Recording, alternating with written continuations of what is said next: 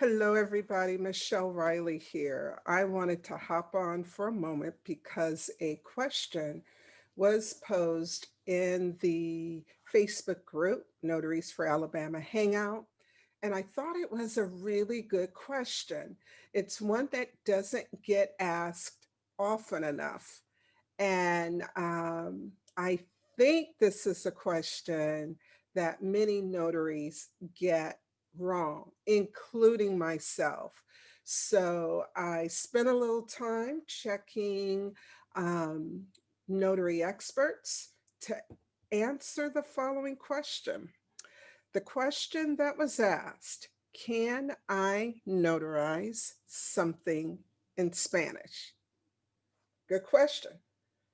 And really, truly, can a notary or should a notary notarize a document that is written in a language that the notary is not fluent in and cannot read? So I asked you that question. What do you think the answer is? Yes? No? I don't know? Well, I thought I knew, and then I hit the books. So instead of what I thought, I'm going to tell you what the notary experts um, feel about this subject. And in fact, this is something that I want to encourage more notaries to do whenever they have a question about what we can and can't do, or even when they are responding to a question asked by a colleague. Step number one: ask yourself what the Alabama Notary Code says about the topic. Okay. Question two: refer to the Alabama Secretary of State Notary Handbook that came out in 2019. If you didn't know about it, if you haven't read it, it's a must for every commissioned Alabama notary. I'll include a link below where you can go to get a free copy of the handbook. All right, so if you go to the code, you're not going to find anything in there. I checked already. It does not describe or talk about documents in foreign languages. All right. I went to the handbook, but I went to the handbook the other day and I honestly don't remember what it says, but we're going to assume it doesn't talk about it at all. In fact, I'm sure it doesn't. All right. I know, I know. Got to be prepared for these things. But this was impromptu. So now what does that leave us with? Notary experts and or notary best practice. I turned to three entities, and this is in no special order, but I check all three. Number one, National Notary Association. I know some folks are like, yay, nay. I'm a firm yay. Okay, I get a lot of good information from them. I believe that they research their questions, but there's something not every notary remembers. The National Notary Association is national. They don't profess to know what every state requires, especially how can they if it's not in the state's handbook or code? All right. So I check with the NNA, and then I check with two well known authors. Author number one, Peter Van Alstyne. He published a book called The Notary Public Encyclopedia. I will type that in the box below. And then I call him my favorite, the next person. He's my favorite because I've met him in person several times. He is a frequent presenter at the National Notary Conferences, which I love to attend. Um, and he's a dynamic speaker. If you get a chance to hear him, you've got to hear him and check out his book. His name is Michael Closen, Closen, and he published Professor Closen's Notary Best Practices Expert's Guide to Notarization of Documents, okay? So both of these gentlemen, and I'm not taking anything away from Peter Van Alstyne, I just haven't met him or heard him speak, but both of their books are excellent resources, especially if you are focusing in general notary work and you're dealing with the public and you're getting a lot of this, that, and the other. So as an Alabama notary, we don't have a very detailed handbook. And so we can turn to them. So what do those resources have to say on the matter? I'm going to just read it to you. The National Notary Association says, for any non-English document, the best option is to refer the signer to a notary who reads and writes the language of the document. That makes sense. If you know someone, so in this question, if you have a colleague or know a notary who speaks Spanish, go ahead and refer that person. So there can be that good dialogue. If that is not possible, the notary should only proceed if the notarial certificate itself is in English or other language that the notary reads and writes. Okay, the letters and the characters in the document signature and in any ID document presented must also be understood by the notary. So that's what the NNA has to say. That's what I expected them to say because, again, I do attend their conferences and workshops, and this has come up in the past. So this came from, I don't think it's the Notary Bulletin. It could be, but the heading is Tips and Tutorials from the National Notary Association. And I'll add the link below. All right, who should we go to next? Let's go to Peter, Mr. Van Alstyne. I believe both of these gentlemen have law degrees, lawyers. I know Clausen is a, he is a, what do you call it? Expert witness. He's often called upon to testify in court cases about notarizations. All right, Mr. Van Alstyne, what do you have on the subject? Oh man.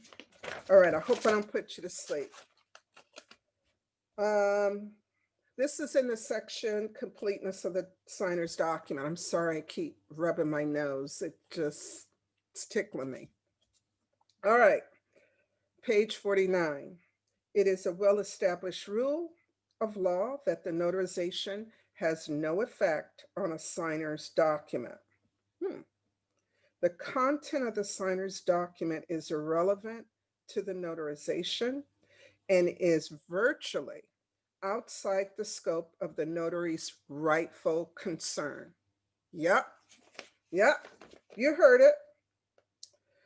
He goes on to say on page 51 in a different section, if the certificate, that's the notary certificate, if it's illegible or indecipherable, the notary and the certificate deserve rebuke.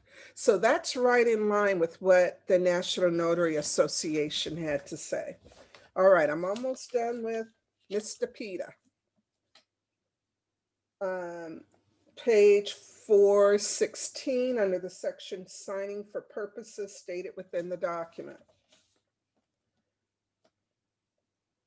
The document signature, I don't know why I'm way over here instead of over here.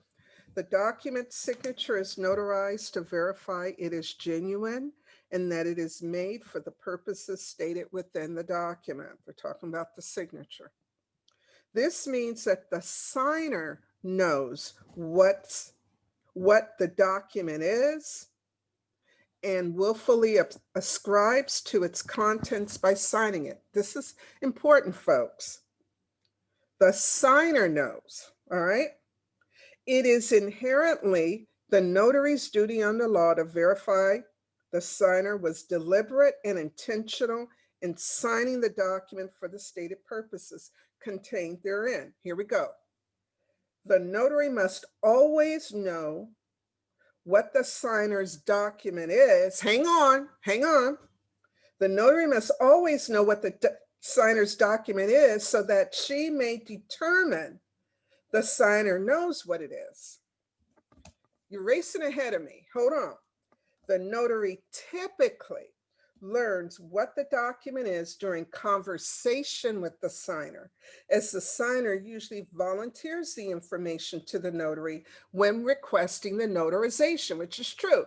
They usually say, hey, look, my son and daughter need to go out of the country with their dad. I can't go with them. I need to get my signature notarized on a document. There you go.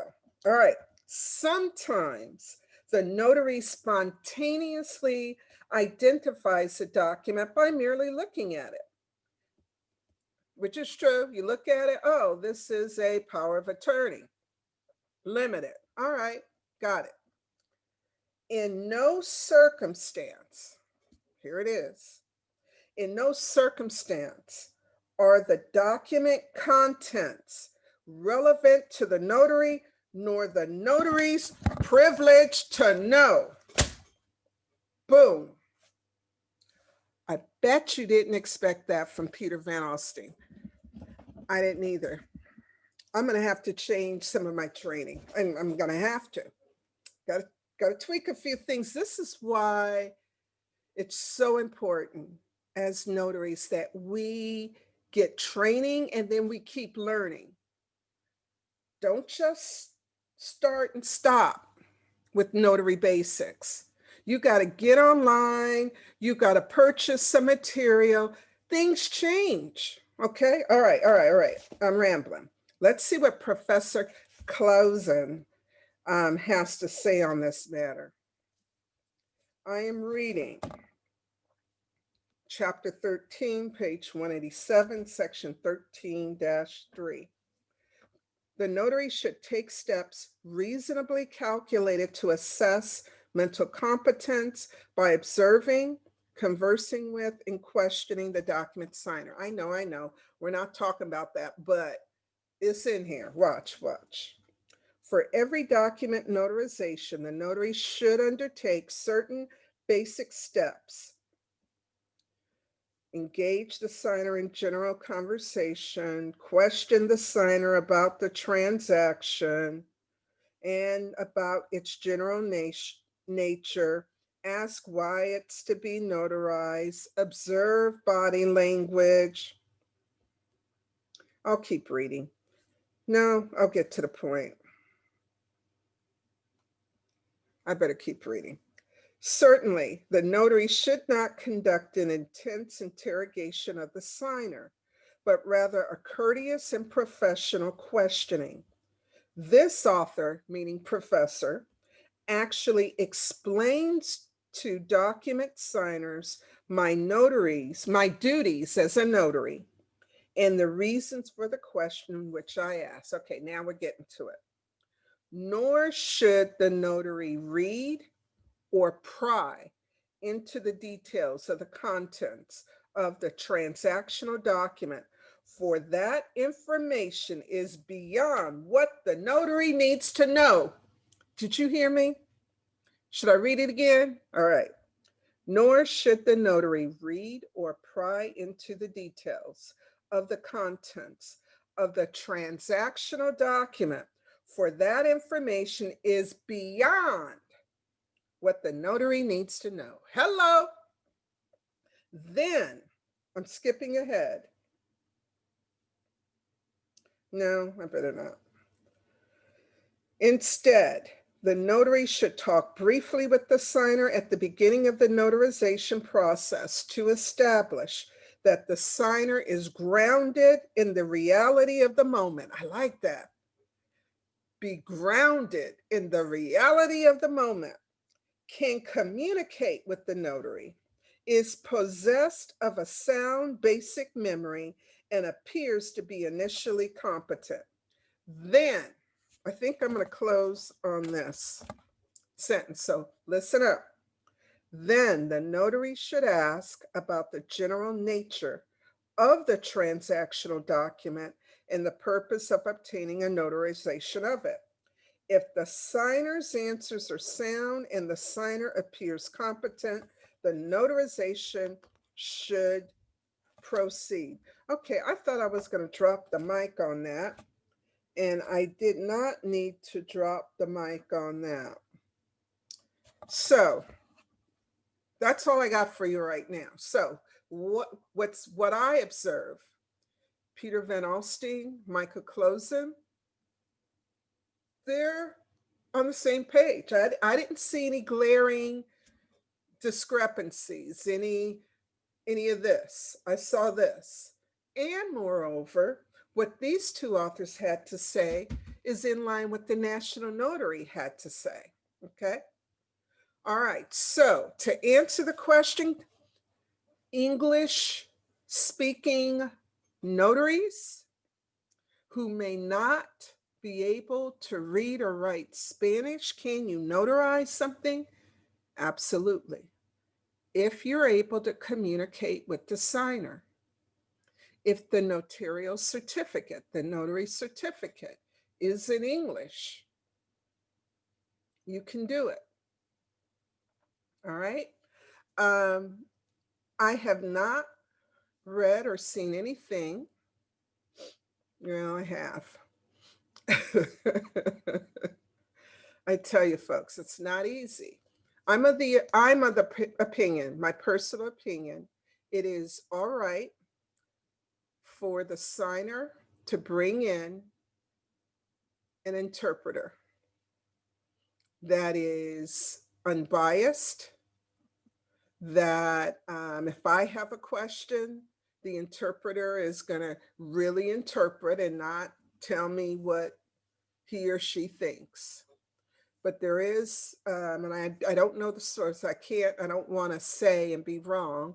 There is a source that says otherwise. I don't believe it's the two guys, the two notary experts, but I'll research that and follow up on that bit. So make sure the signer understands what they're signing. I really need to find that comment about being grounded in reality. I might even use that in my personal life, So I got to make sure I go back and find that. Are you grounded in reality? I hope this helps answer that question and that it was beneficial to some of you. There is a lot of great information out there. Please, I'm so glad I kept talking. I'm going to end on this note. Whether it's on the YouTube channel, whether it is in Notaries for Alabama Hangout or any notary group, notary forum, when someone poses a question, I want to encourage you when you answer, which is great because folks want to be helpful, include in your response whether it is your personal opinion, whether your answer is based in the Alabama handbook, or if you're from another state, from your handbook, your code. What indicate your source or indicate it's your personal opinion, because you don't want to cause another notary to make a mistake or be wrong. And those of you who are looking for information, we've got a lot of new notaries in the field right now. You've got to remember this too. You can pose a question, but you never know who's answering it. And I don't believe for one moment that any notary is going to answer incorrectly on purpose. They believe they're correct. They're sharing how they interpret the law or how they're running their notary business, but it may not be in line with the notary experts. I really appreciate you posting your questions, sending them to me. I want to encourage you, if you are interested in notary training for the state of Alabama, please go to trainalabama.com. We have a lot of different classes, and we'll be adding more on-demand classes in 2021. And those of you who are on Facebook, and if you're not already a member of the Hangout group, I want to encourage you to join us. We look forward to seeing you there. Again, thank you and have a great rest of the day or evening, whenever you're viewing this.